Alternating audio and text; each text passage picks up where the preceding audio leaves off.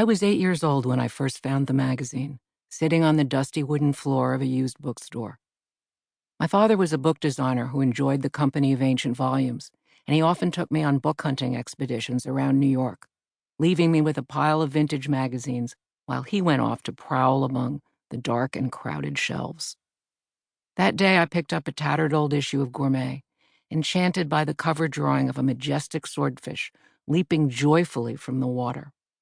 This looked nothing like the ladies' magazines my mother favored, with their recipes for turkey divan made with cans of mushroom soup, or pot roast topped with ketchup, and I opened it to find the pages filled with tales of food in faraway places.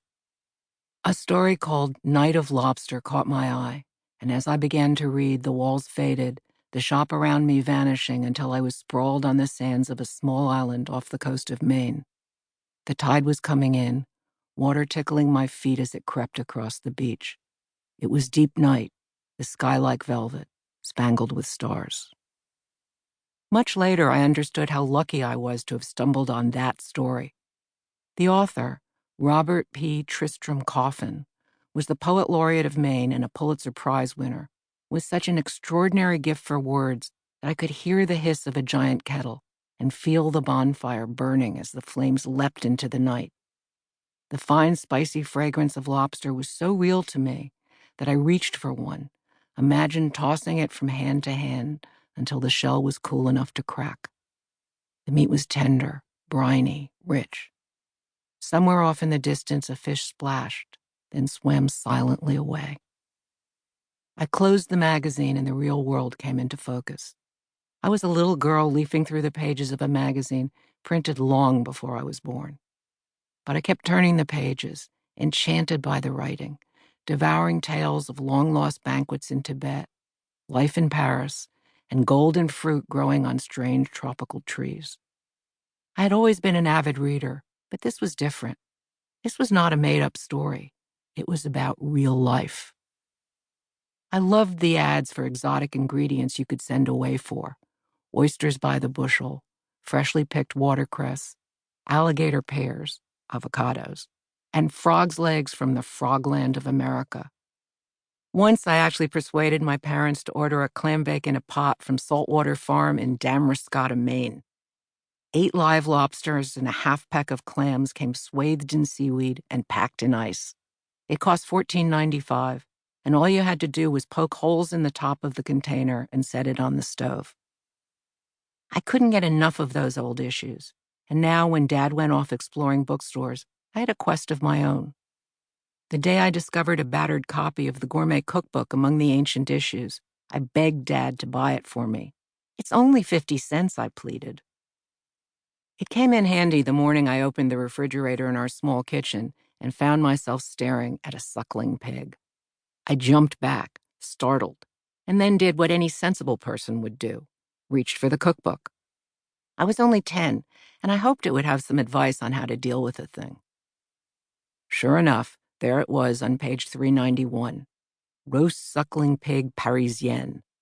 There was even a handy photograph demonstrating how to truss the tiny animal. I remember that moment, and not just because the recipe insisted on a lot of yucky stuff like putting a block of wood into the pig's mouth to brace it for the apple that will be inserted later, and boiling the heart for gravy. I remember it mostly because that was the day Mom finally admitted she was glad I'd found a hobby. My mother's interest in food was strictly academic. Asked what had possessed her to purchase the pig, she replied, "I'd never seen one before," as if that was an adequate answer.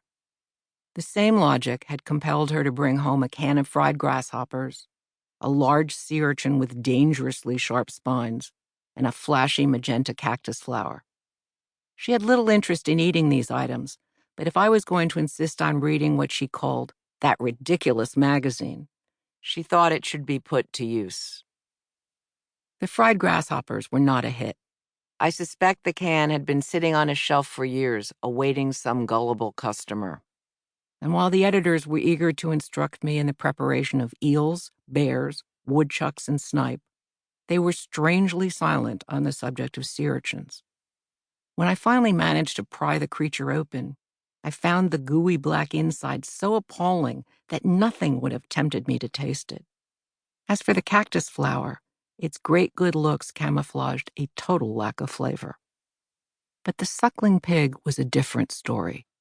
I did everything the cookbook suggested and then hovered anxiously near the oven, hoping it hadn't led me astray. When the pig emerged, all crackling skin and sweet soft meat, Mom was happy. "I've never tasted anything so delicious," she grudgingly admitted. "That magazine might be useful after all." Dad took one bite and said, "Do you think you could figure out how to make Kasslerrippchen?" There was a wistful note in his voice. It was my favorite food when I was a boy. "What is it?" I'd never heard of such a dish. "Smoked pork chops. I imagine we could get them up in Yorkville."